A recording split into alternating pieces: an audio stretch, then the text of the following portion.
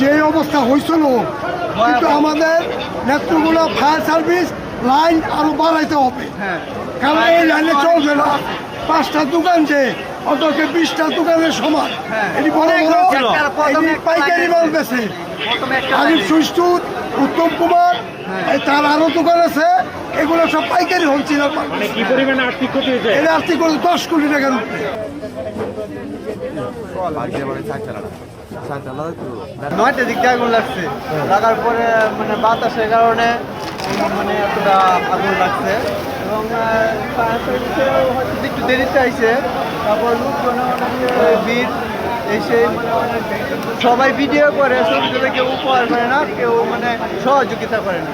এই মানে একটা বেশি সমস্যা, সব সারা বাংলাদেশি সবাই ভিডিও করে, এইটা আমার মাধ্যমে বেশি সমস্যা আমাদের মনে হয়। আপনি করছেন ভিডিও? আমি ভিডিও করি না, আমার একটা ভিডিও। কয়টা দোকান করছে? আছে 7-8টা দোকান আছে। ওই দোকানটাই মেন, ওইটা মধ্যে সব প্লাস্টিক, ওই কারণেই মানে এতটা মানে দীর্ঘ সময় ধরে এটা আগুনটা। যারা এখানে ক্ষতিগ্রস্ত হয়েছে তাদেরকে সমবেদনা জানাই এবং আমরা দুঃখ প্রকাশ করছি যে অনাকাঙ্ক্ষিত ঘটনা ঘটে যাওয়ার জন্য। এবং আগুন লাগার পর থেকেই পুলিশ প্রশাসন, জেলা প্রশাসক মহোদয় সহ আমার বিএনপি সমস্ত নেতৃবৃন্দের সঙ্গে, আমার ছাত্রদল, স্বেচ্ছাসেবক দল, বিএনপি নেতৃবৃন্দের সঙ্গে সার্বক্ষণিক আমার যোগাযোগ হয়েছে। আমি যেহেতু স্টেশনে ছিলাম না, আমি ঢাকার পথে ছিলাম, ঢাকার কাছে আছি, যে কারণে আমি আস্তে আস্তে আর কভার করতে পারিনি। ময়মনসিংহে আসছি রাত্রে, তো আগুন নিবার পরে। তারপরেও পরে যেহেতু রাত্রে আর আইসার লোকজনের সাথেও দেখা করার সুযোগ নাই, এই জন্য সকালে আমাদের জেলার প্রশাসক মহোদয় এবং আমাদের পুলিশ সুপার মহোদয়ের সঙ্গে কথা বলে আমরা একটা টাইম ফিক্স করে আসছি। এবং আমরা ইতিমধ্যে আমার ব্যক্তিগত পক্ষ থেকে কিছু সহযোগিতা আর্থিক করে গেছি, যে 7 জন আমাদের ক্ষতিগ্রস্ত হয়েছে তাদেরকে।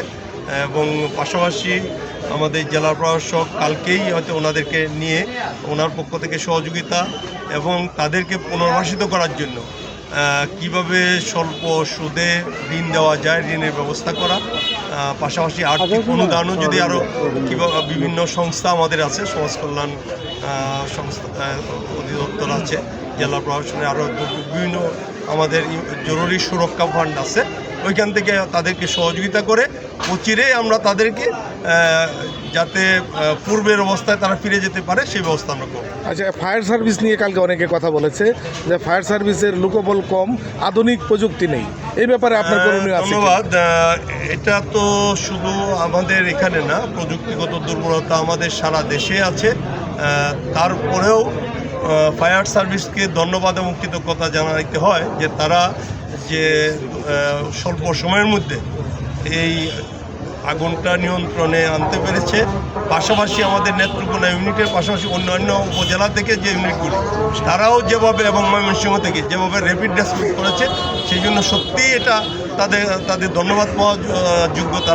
তারা যে এই স্বল্প জিনিসপত্র নিয়ে এত তড়িৎ গতিতে আগুনটা নিয়ন্ত্রণে আনতে পেরেছে, সেই জন্য আমি তাদেরকে ধন্যবাদ জানাই। তবে আমাদের ফায়ার ব্রিগেডের শক্তি সামর্থ্য আরও, জনবল পাশাপাশি ইকুইপমেন্ট আমাদের এগুলি আরও বৃদ্ধি করা দরকার।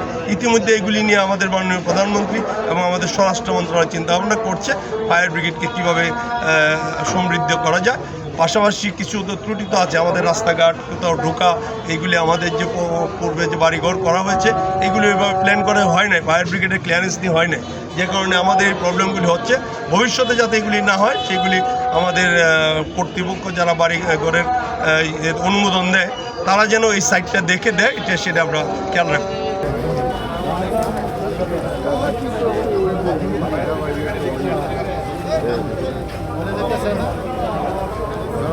বিজেপি